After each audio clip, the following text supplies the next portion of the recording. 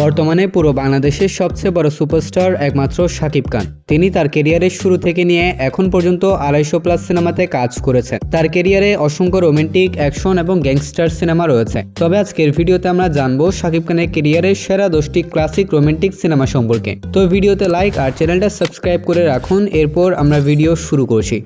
10 নম্বরে রয়েছে আমার স্বপ্ন তুমি। এটা 2005 সালে মুক্তিপ্রাপ্ত শাকিব খানের অন্যতম সেরা একটা সিনেমা। সিনেমাটায় প্রধান চরিত্রে অভিনয় করেছেন মেগাস্টার শাকিব খান, সাথে ছিলেন শাবনূর এবং ফেরদৌস। সিনেমাটা পরিচালনা করেছেন ডিরেক্টর হাসিবুল ইসলাম মিজান। সিনেমাটায় অনন্তপুর গ্রামের একটি প্রেমের কাহিনী তুলে ধরা হয়েছে, যেখানে শাকিব খান সুমন নামের একটি শিক্ষিত বেকারের ভূমিকায় অভিনয় করেছিলেন। সিনেমাটার মধ্যে শাবনূর এবং শাকিব খানের কেমিস্ট্রিকে দুর্দান্তভাবে প্রেজেন্ট করা হয়েছে। 9 নম্বরে আছে প্রিয়া আমার প্রিয়া। এই সিনেমাটাকে মেগাস্টার শাকিব খানের ক্যারিয়ারের অন্যতম গেম চেঞ্জার সিনেমা বলা হয়ে থাকে। যদিও সিনেমাটা প্রয়াত কর্ণ সুপারস্টার পুনিত রাজকুমারের আপ্পু সিনেমার রিমেক। 2008 সালে মুক্তিপ্রাপ্ত এই সিনেমায় প্রধান চরিত্রে অভিনয় করেছেন শাকিব খান, বিপরীতে ছিলেন সাহারা। আর এই সিনেমাটা পরিচালনা করেছিলেন বদিউল আলম খোকন। সিনেমাটার গল্পে দেখানো হয় সাধারণ একজন ছেলে হৃদয়ের সাথে প্রিয়ার প্রেম কাহিনী, যেখানে প্রিয়ার বাবা পুলিশ কমিশনার হয়ে ওঠে তাদের গল্পের ভিলেন। গল্পটা চমৎকার হওয়ার কারণে অডিয়েন্স এই সিনেমা এতটাই পছন্দ করেছিল যে দীর্ঘদিন যাবৎ এই সিনেমাটা হলে চালানো হয়েছিল।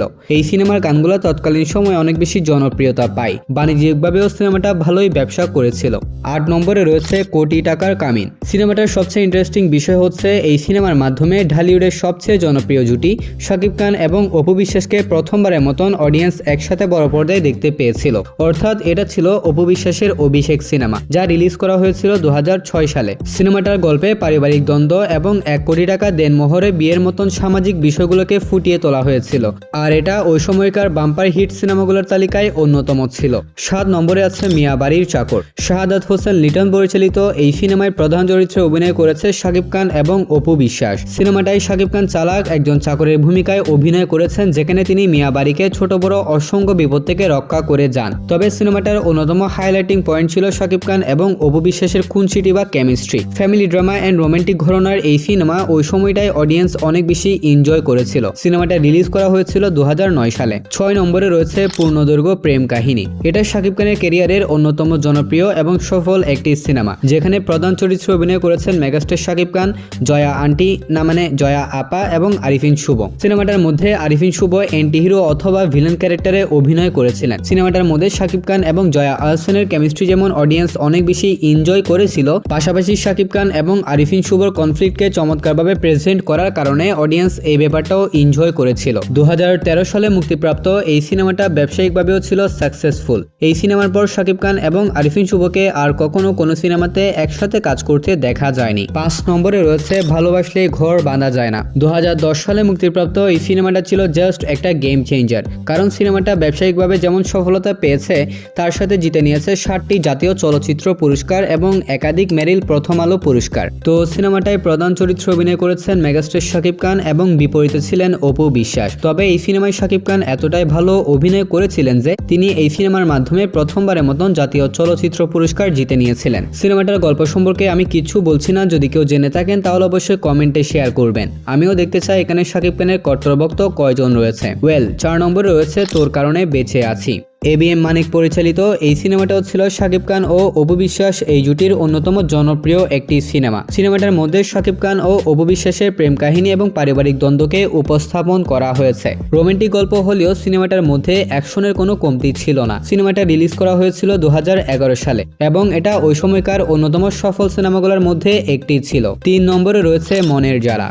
2011 সালে মুক্তিপ্রাপ্ত এই সিনেমাটা পরিচালনা করেছে ঢালিউডের বিশিষ্ট পরিচালক মালেক আফসারি।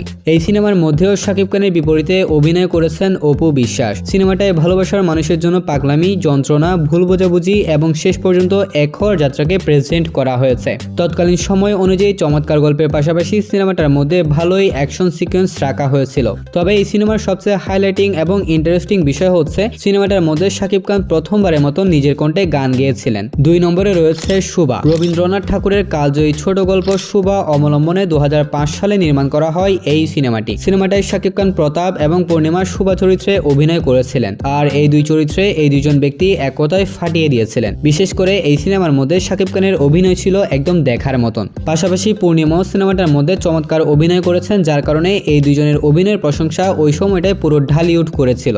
সিনেমাটার গল্প তো আমরা সবাই জানি, কিন্তু কারা কারা এই সিনেমাটা দেখেছেন সেটা কমেন্টে জানাবেন। 1 নম্বরে রয়েছে প্রিয়তমা। এই সিনেমা সম্পর্কে আমরা সবাই জানি এটা শাকিব খানের ক্যারিয়ারের অন্যতম মাইলস্টোন টাইপের একটা সিনেমা। মূলত এই সিনেমার পরে আমরা শাকিব খানের দ্বিতীয় ভার্সন শাকিব খান 2.0 দেখতে পাচ্ছি। মাত্র 2.5 কোটি টাকা বাজেটে নির্মিত এই সিনেমা বক্স অফিসে লাইফ টাইমে আয় করে নিয়েছিল 41 কোটি টাকা, আর হয়ে গিয়েছিল তৎকালীন বাংলাদেশের সর্বোচ্চ আয়কারী সিনেমা। হিমেল আশরাফ পরিচালিত এই সিনেমার মধ্যে সুমন এবং ইতির ভালোবাসার গল্পকে প্রেজেন্ট করা হয়েছে। সিনেমাটার এন্ডিং দেখে দর্শক ওই সময়টাতে হলে কাঁদতে বাধ্য হয়েছিল। শাকিব খানের বিদ্যালয়ের সিকোয়েন্সটা ছিল এই সিনেমার অন্যতম আইকনিক মোমেন্ট। এই সিনেমার গল্প আর প্রেজেন্টেশন যেমন চমৎকার ছিল, তার চেয়ে বেশি ভালো ছিল এই সিনেমার গানগুলো। সবকিছু মিলিয়ে এটাও ছিল শাকিব খানের ক্যারিয়ারের one of the best romantic cinema. তবে আজকের ভিডিওর এই লিস্টে শাকিব খান এবং অপু বিশ্বাসের কয়টা সিনেমা আছে সেটা আপনারা কমেন্টে জানিয়ে যাবেন। আর ভিডিওটা ছিল এতটুকু পর্যন্তই। ভালো লাগবে ভিডিওতে লাইক আর চ্যানেলটা সাবস্ক্রাইব করে রাখতে পারেন। তাহলে দেখা হবে পরবর্তী আরেকটি ভিডিওতে। ততক্ষণ ভালো থাকবেন, সুস্থ থাকবেন, টেক কেয়ার, আল্লাহ হাফিজ।